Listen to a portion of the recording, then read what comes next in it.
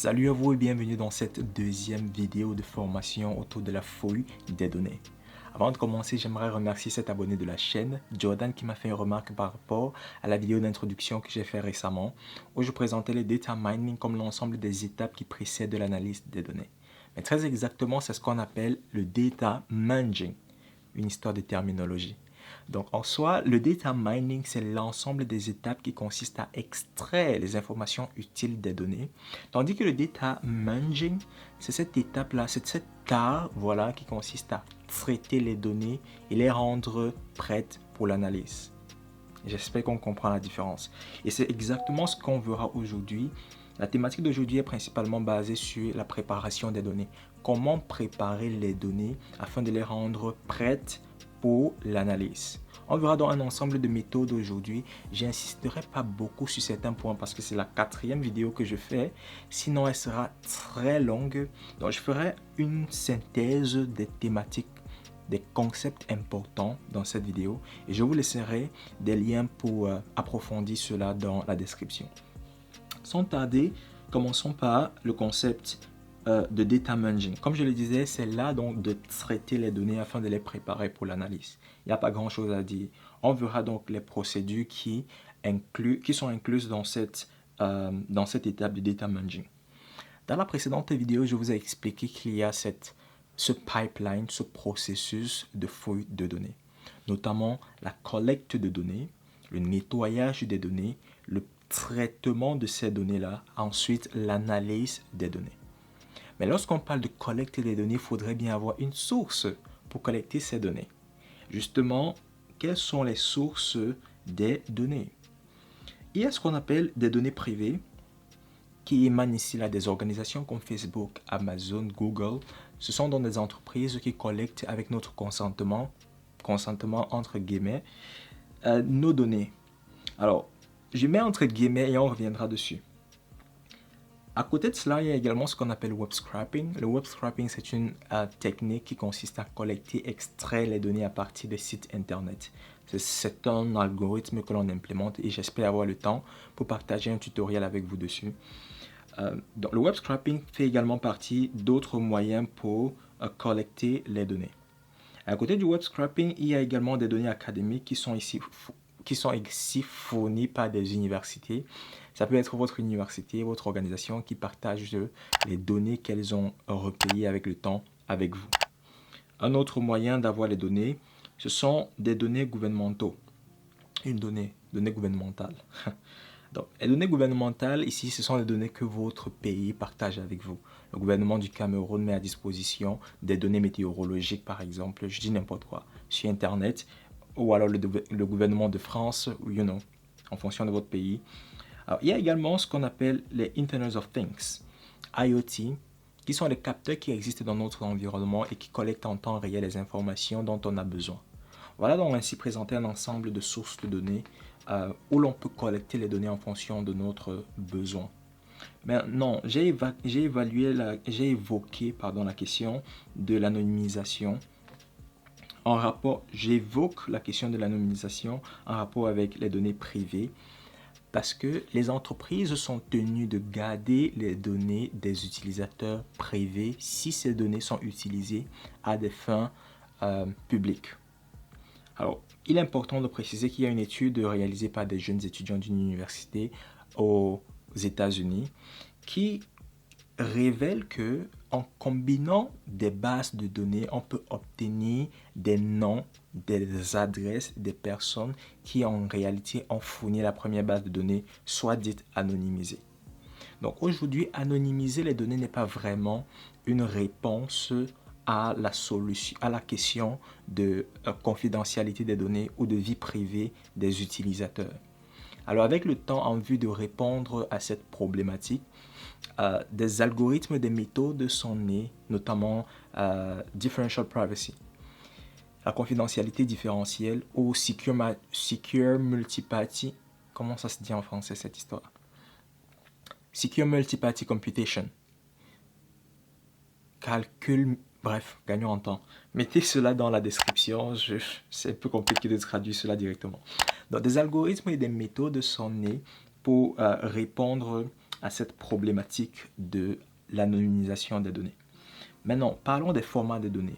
Voilà, on veut collecter les données, on a trouvé les sources, mais sous quel format est-ce qu'on doit collecter nos données en fonction de notre utilisation à nous?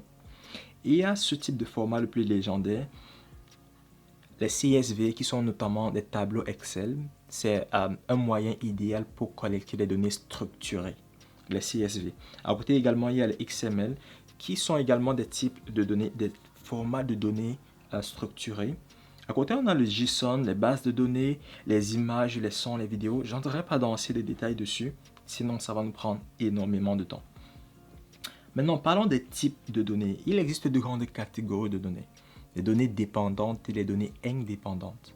Quand je prends par exemple, si je veux enregistrer des personnes qui ont acheté de la nourriture dans un restaurant, chaque individu que j'ai enregistré ne dépend pas nécessairement d'une autre personne, right? Ça, ce sont des données indépendantes. Maintenant, les données dépendantes peuvent exister dans le contexte d'une série temporelle où je collecte les données sur long terme. Cette donnée pourrait explicitement présenter une dépendance.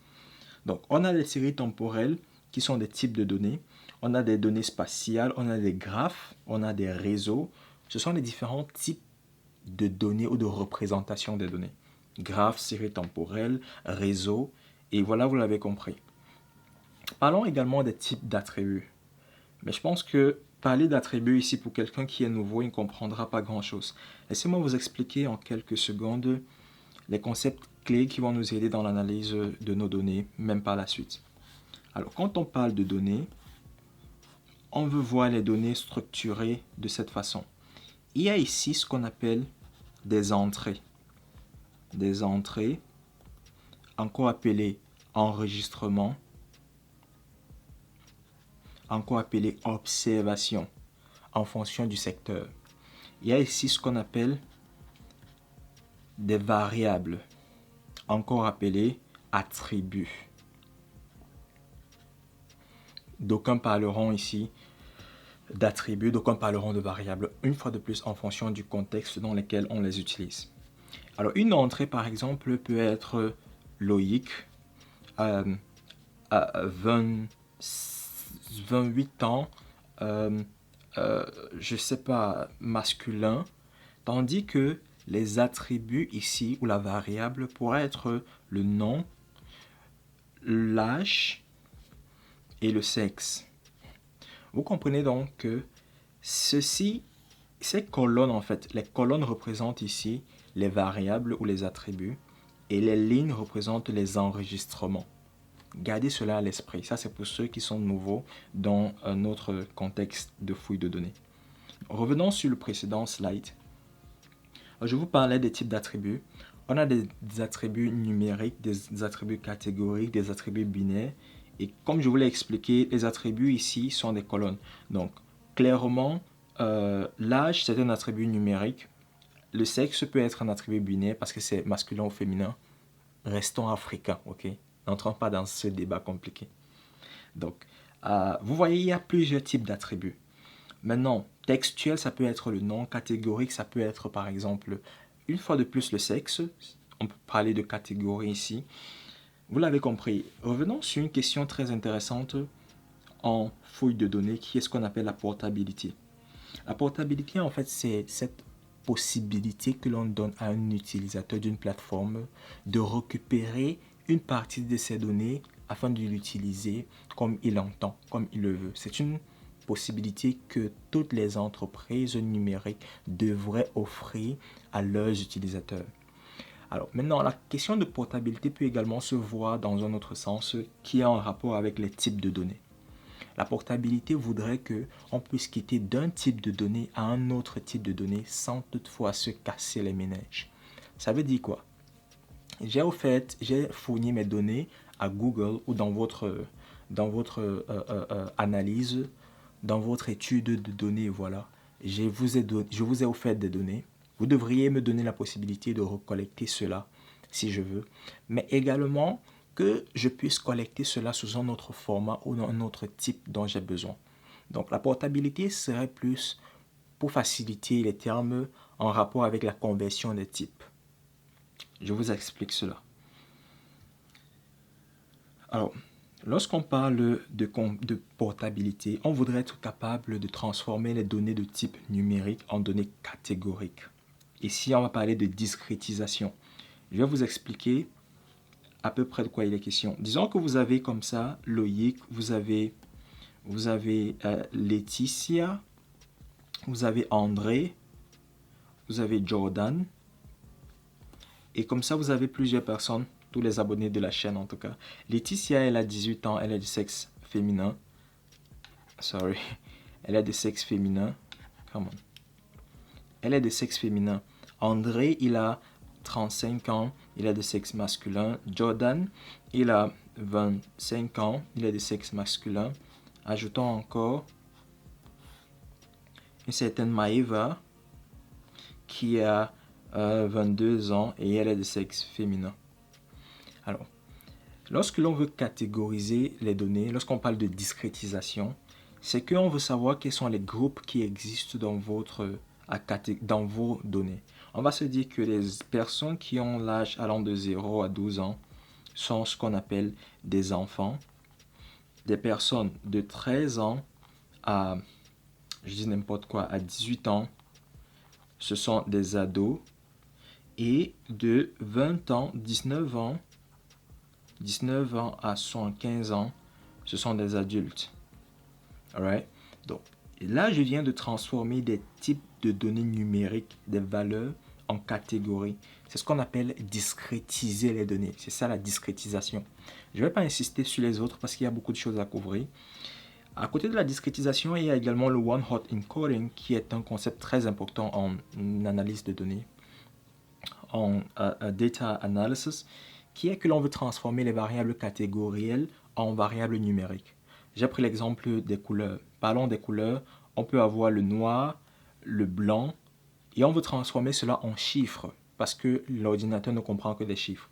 Donc, les valeurs de noir et blanc peuvent se transformer en matrice carrée de taille 2 ici. 1, 0 pour le noir et 0, 1 pour le blanc. Ça, c'est une possibilité. Il y a comme ça plusieurs combinaisons possibles. À côté du one-hot encoding, on a ce qu'on appelle les bag of words, qui consiste à transformer les textes en numérique. Maintenant, les bag of words sont très utilisés en natural language processing. Ici, dans un texte comme je suis un garçon, on va se dire je a combien d'occurrences dans le texte, suis a combien d'occurrences. Vous voyez donc, pour chaque mot, on trouvera le nombre d'occurrences qu'il y a dans ce texte-là.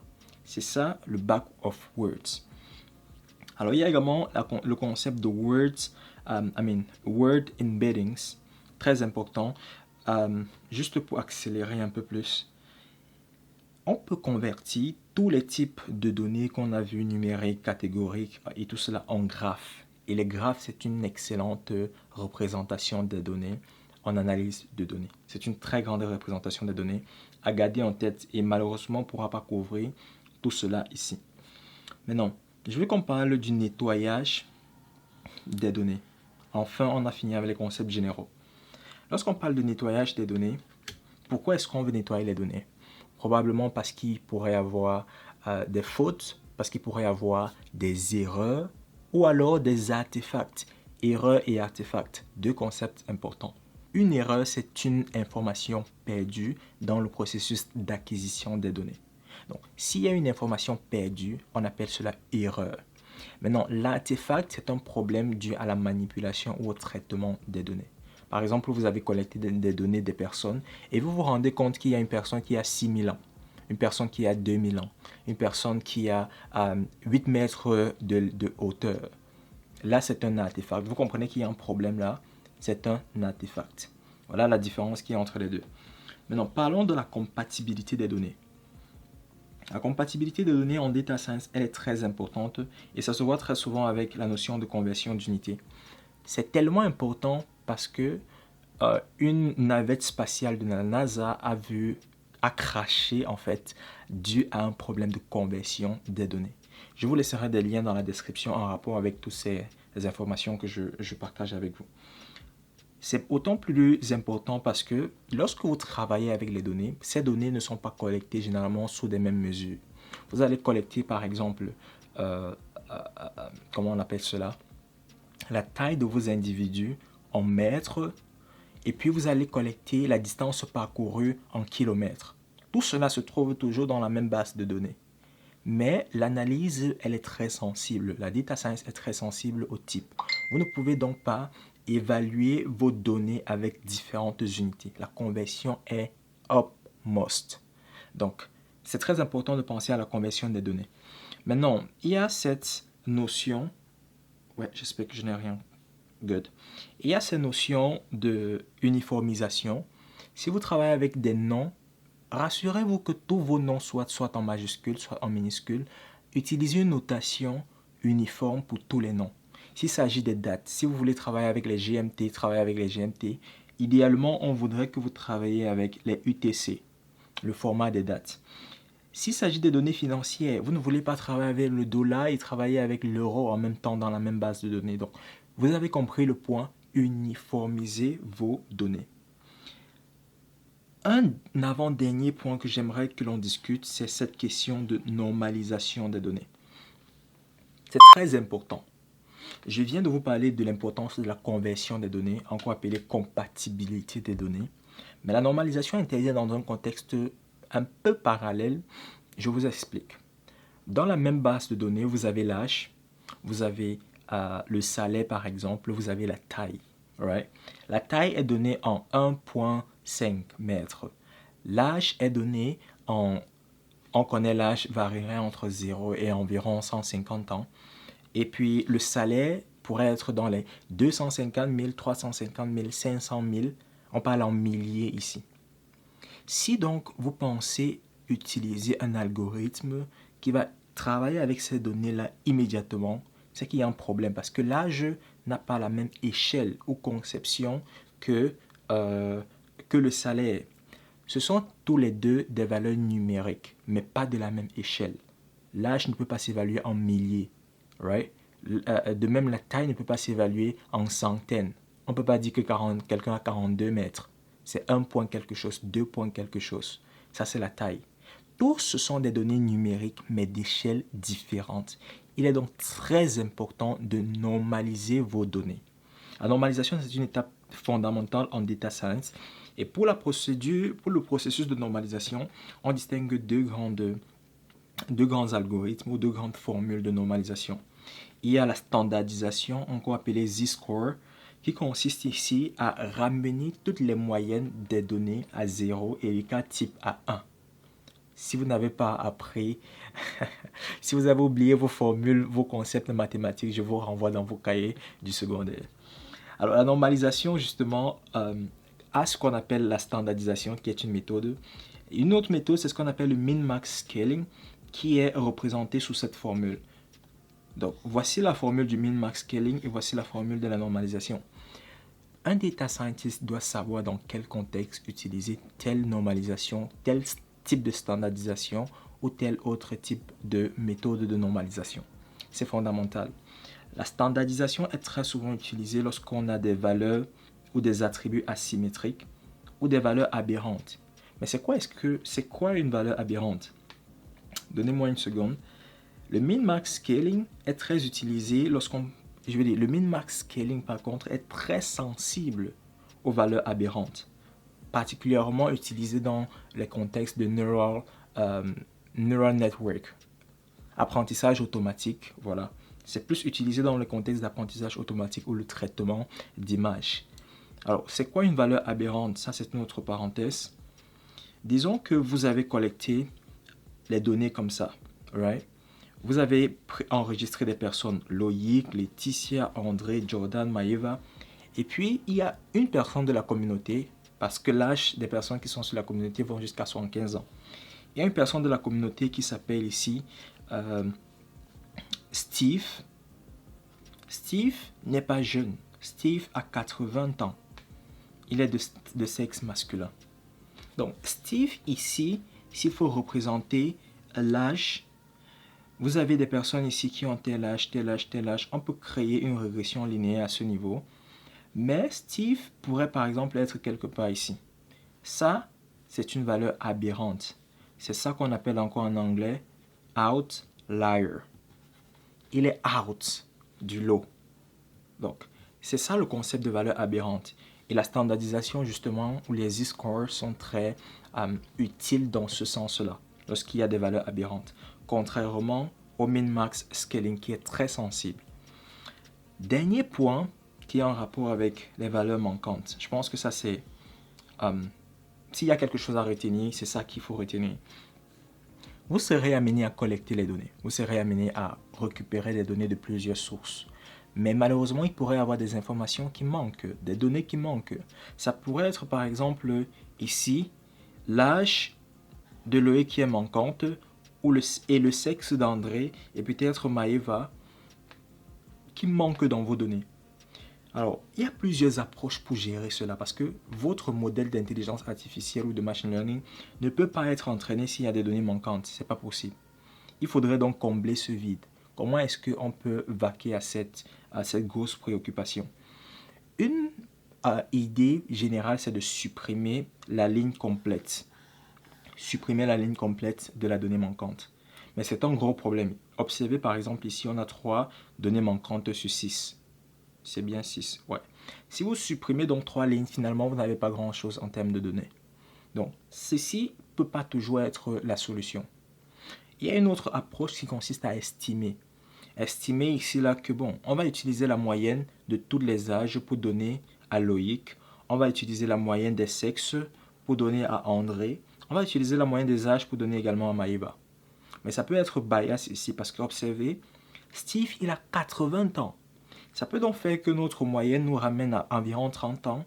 Mais la majorité ici des enregistrements qu'on a sont des jeunes. Donc, ça va clairement influencer sur l'âge de Loïc qui manque. Et c'est mauvais. De même ici, si par exemple c'était le sexe de Maëva qui était manquant.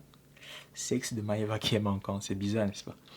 Si par exemple c'était cette donnée-ci qui était manquante et que l'on veut prendre la moyenne ou la médiane dans notre cas ici, on va dire que Maëva est de sexe masculin parce qu'il y a plus d'hommes dans ce tableau que de femmes. Et ce qui est encore un problème, Maëva c'est une femme clairement. Donc vous voyez, il y a comme ça plusieurs approches, ça dépend vraiment de ce que vous essayez de résoudre. C'est un problème qui devrait être abordé pas de façon systématique, vraiment être intentionnel sur comment est-ce que vous gérez les valeurs manquantes. Donc, on peut estimer ici en utilisant la moyenne, on peut estimer en utilisant la médiane, on peut estimer ici en utilisant la valeur qui revient le plus, comme par exemple l'âge, je veux dire, le sexe ici c'était plus masculin, on peut penser à utiliser le masculin, ou alors ajouter juste une valeur aléatoire. Lancer une valeur aléatoire dans nos données, à la partie qui manque en tout cas.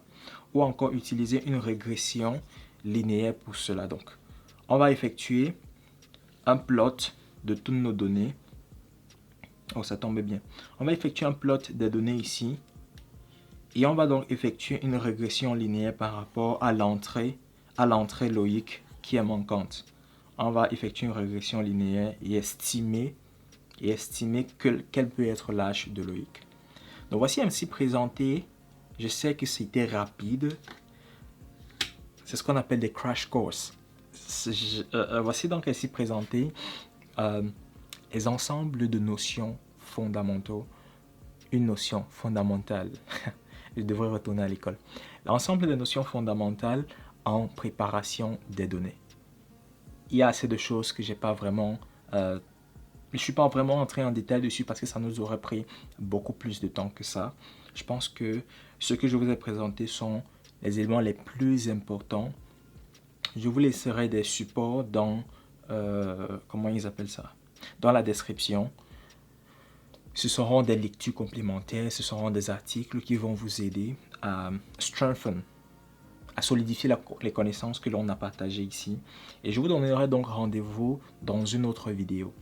Avant de vous laisser, j'aimerais préciser que pendant la semaine, je pourrais publier des vidéos qui ne sont pas nécessairement en rapport avec cette formation-ci. Et voilà, c'est juste pour équilibrer les choses, pour ne pas juste bloquer la formation, Donc, Et à cet aspect-là, n'hésitez pas à laisser dans les commentaires les concepts que vous ne comprenez pas. D'ailleurs, la précédente vidéo était en réponse à un abonné de la chaîne qui disait qu'il est tout nouveau dans la data science. Il ne voit même pas comment est-ce que c'est utile dans la société. Donc, j'ai fait une vidéo complète vous présentant comment la data science a littéralement changé le système de la NBA. Et c'est une vidéo très riche d'informations. Je vous recommande d'aller regarder cette vidéo-là. N'hésitez pas à laisser dans les commentaires les concepts qui, sont pas très clairs. Je pourrais revenir dessus. Je pourrais vous répondre directement. L'objectif, comme je le dis très souvent, c'est d'aider le maximum de personnes.